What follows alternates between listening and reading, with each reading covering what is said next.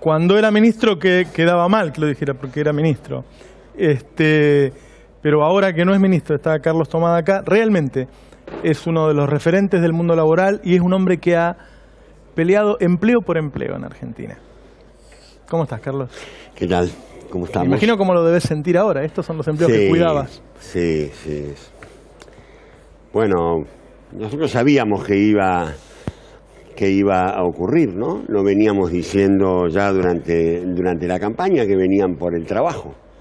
El terreno de disputa iba a ser el trabajo.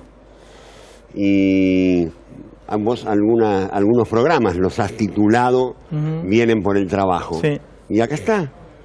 Luego empezaron con los despidos en el sector público, que algunos diarios celebraban los despidos en el sector público. Eso liberó las manos, le dio piedra libre al sector privado, que empezó también con su política de despidos, más oculta. Ahí los diarios no lo levantaban tanto porque hubiera sido una mala señal. Y después también lo dijimos cuando ya los despidos, la pérdida de puestos de trabajo formales e informales, estaban indicando claramente que iba a haber un incremento de la desocupación. Ahí antes, en Argentina, rápidamente, cuando había una crisis económica, el desempleo subía. Ustedes tuvieron momentos económicos malos en 2009 y en 2014. Así es. Y se movía muy poco la aguja del empleo. Sí. ¿Qué era lo que pasaba? ¿Qué hacían ahí en ese momento?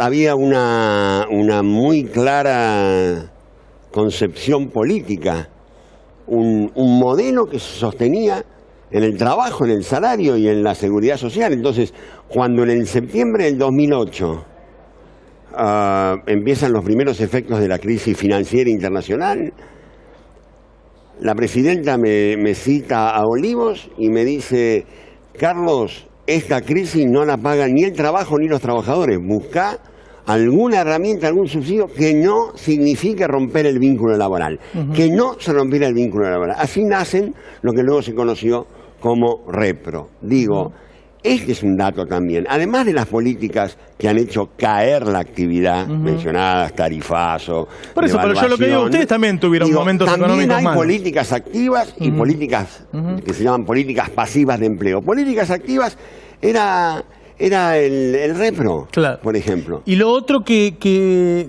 yo trato de reflexionar ahora es decir, bueno, que el movimiento obrero, en muchos casos por ahí dice, bueno, pero hace unos pocos meses es un gobierno nuevo, estamos estigmatizados como que somos peronistas y los gobiernos no peronistas nunca llegan, entonces si le hacemos un paro nacional. Y por otro lado uno dice, bueno, pero si esperan un año más, llegamos a un nivel de desempleo que ¿cómo planteas la lucha?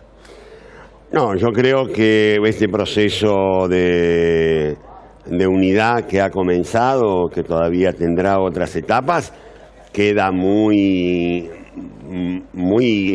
frente a un desafío, ¿no? Un desafío muy grande que tiene que ver concretamente con la movilización del 29 de abril. La movilización del 29 de abril, que superó largamente las expectativas y que los trabajadores de todos los sectores se movilizaron, dejaron un mandato muy claro. Porque esa movilización a la cual convocaron las 5 centrales fue obviamente una respuesta que superó las expectativas porque nadie esperaba. ¿Y qué pasó?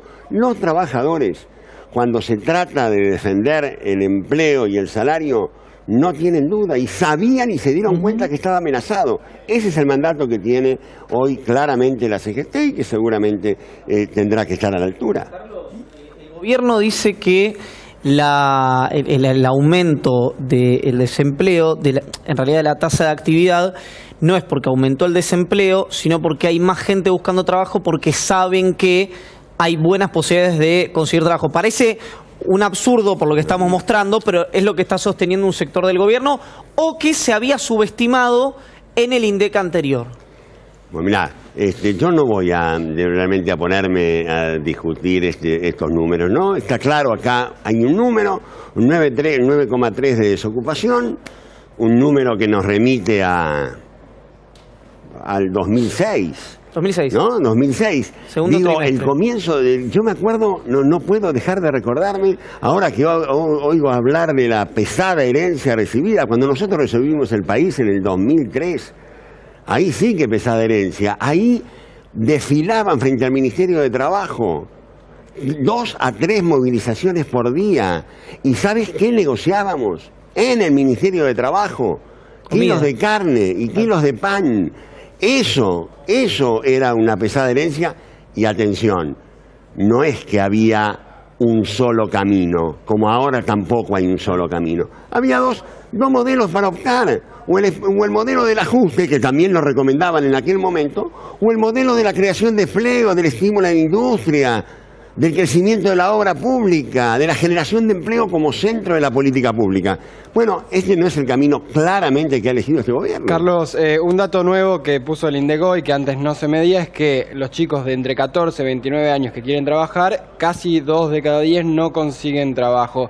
Esto, antes, primero, ¿cómo era? Y segundo, ¿cómo influían los planes para que los pibes terminen de trabajar? Si eso era sustentable en el tiempo, y cómo venía siendo la progresión para que los jóvenes entren al mercado laboral. Primero, absolutamente sustentable. Hubo una consistencia política desde el año 2008 que se lanzó el programa de jóvenes con más y mejor trabajo, que no era este invento de bajar cargas sociales, que siempre pasan por el mismo lado, ¿no? De paso, otra cosa que llama la atención, el gobierno no ha lanzado una sola política de empleo. Frente a todas las políticas económicas que han destruido empleo, ¿no? Porque basta ver este gráfico, ¿no? Han destruido empleo. Empleo privado estoy hablando, ¿eh? Privado registrado. ¿Sí? Esos son datos del Ministerio de Trabajo. Esos son datos del Ministerio de Trabajo. Y acá está cómo empieza a caer. Frente a eso, no ha habido una sola política activa de empleo. Tienen un proyecto de ley que nadie sabe dónde está, que el presidente cree que ya está aprobado.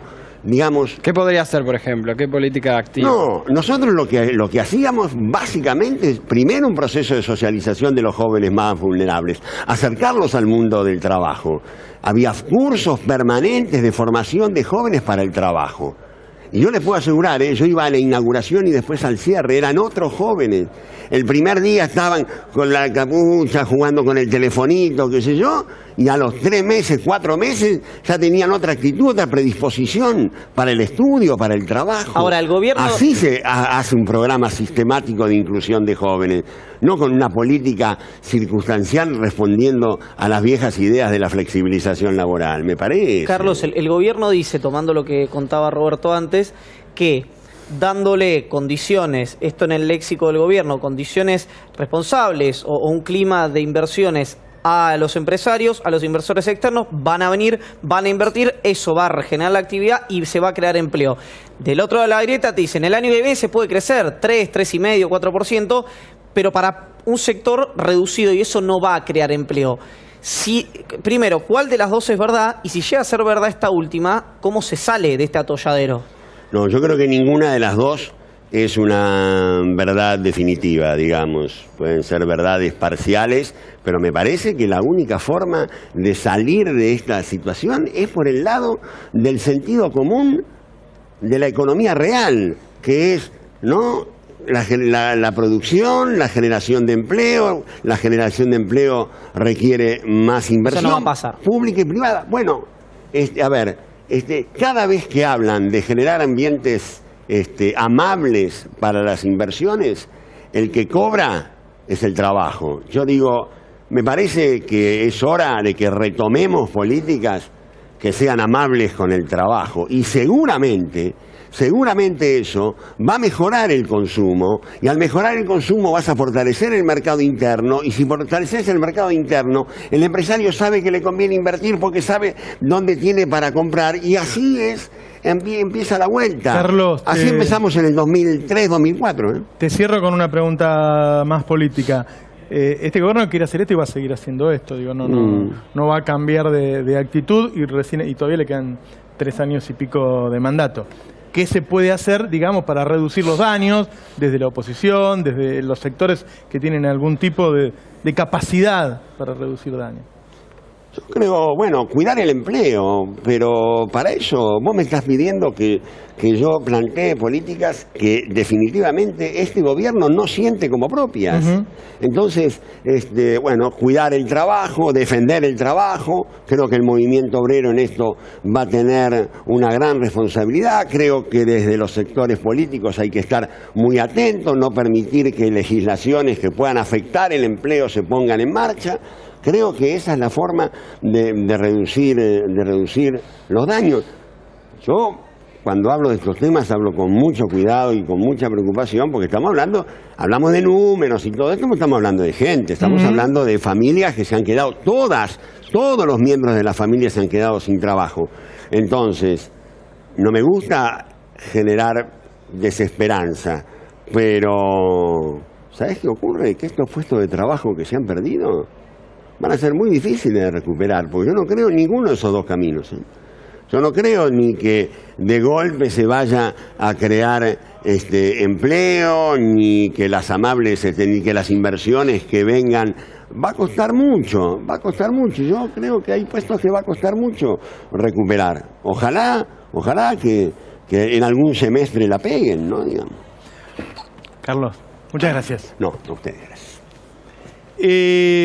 Todavía tenemos más invitados y todavía tenemos un análisis sobre lo que ocurrió hoy, algunos datos desconocidos de esto que ocurrió en la Plaza de Mayo, este lugar donde vos podés visibilizar tus problemas, a donde fue la gente de economías regionales, frutihortícolas, a regalar su fruta, mostrando que no le alcanza lo que recibe por esa fruta, y donde nos encontramos con un drama mayor, que era la gente que fue a pedir por favor que le den fruta, y algunos testimonios de personas que no entendieron por ahí que era algo simbólico, que te iban a dar una fruta al que pasaba caminando para otra cosa, que no esperaban que se hicieran colas para recibir la fruta.